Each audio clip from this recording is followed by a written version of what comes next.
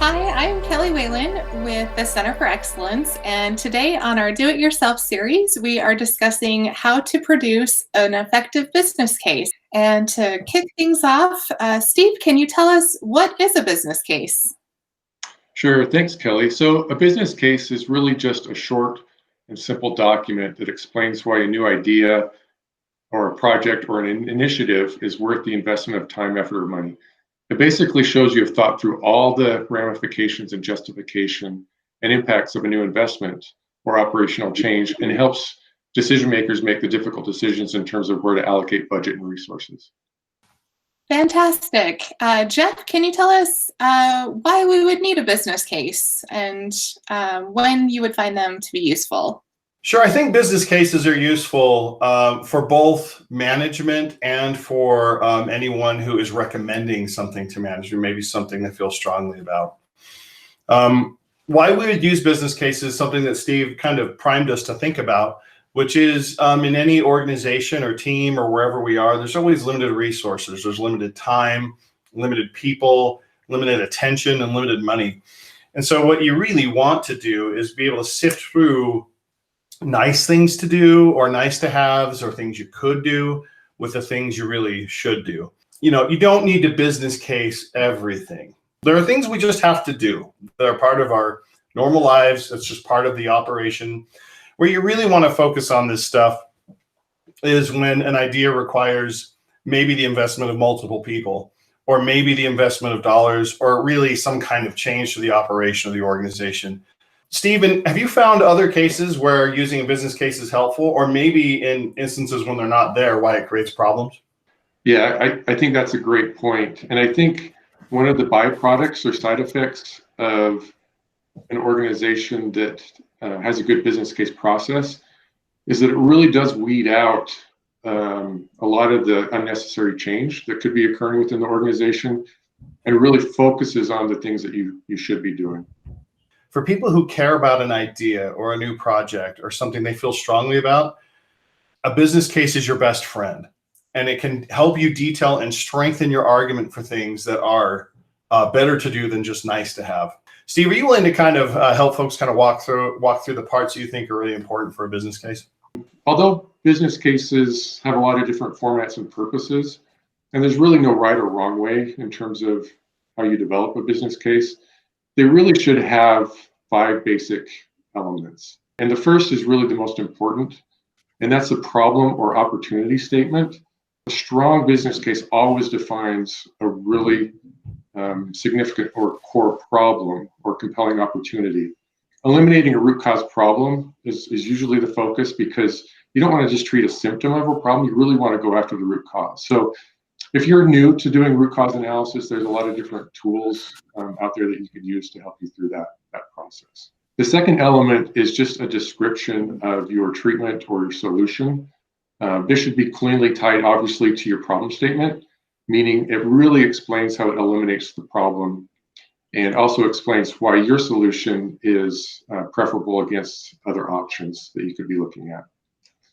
The third element is return on investment, or ROI. Sometimes you've probably heard it described that way. It's important that you have an estimate of what you expect to gain. And this is where I see a lot of business cases fall short, because this can be really hard to give a really quantifiable return on investment, but it's something you really have to pay attention to and think through. The fourth is really looking at the potential risks of your solution.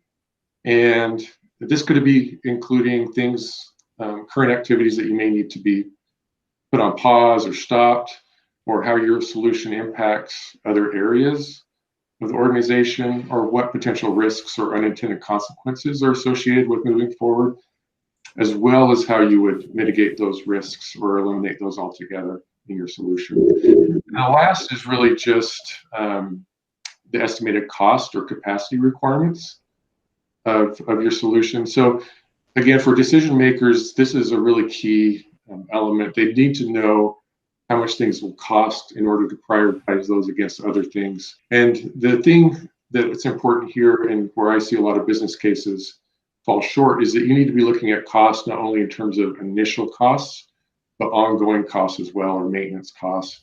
just to ensure the solution could be effectively scaled and sustained over time. In order for you, as you're watching this video, to learn how to do it, we wanted to walk through an example.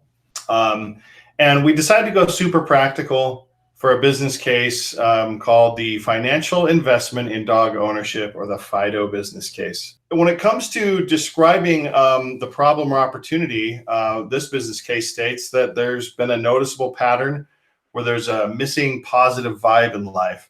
The problem statement or the opportunity is something's missing in life, which is that kind of positive energy boost that you can count on daily. So the recommended solution or treatment is is proposed first to say, by investing in a puppy, I can add a dimension to my life that enhances my overall well-being by a devoted friend who presumably will always be happy to see me. Hedging your bets. So the expected value or returns on investment is an increased sense of happiness, tangentially increased exercise by walking the dog, and creating some family memories. If we were to evaluate the risks, someone could say, well, hey, our home, the carpet's in pretty good shape, and depending on the breed, that could be at risk. There could be hair everywhere.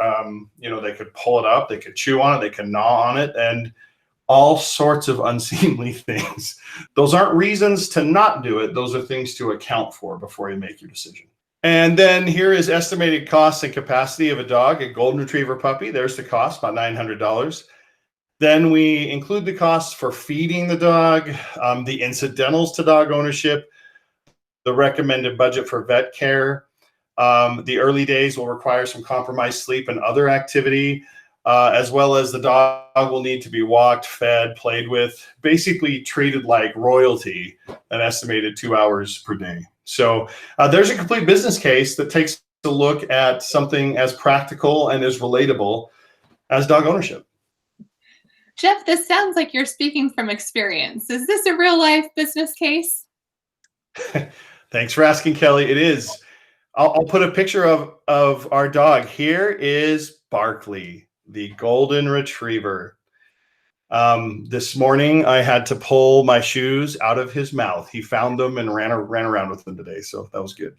Oh my gosh, I love that so much. I hope that everybody watching today has gleaned some important information and can go back and then write up their own business cases. So for your convenience, we have some printed instructions, a template, and an example of a business case provided in the links below.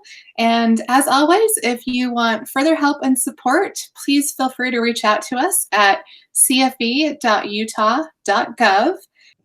To stay up to date on training materials and to catch new videos as they come out, please hit the subscribe button below. And thanks for joining us.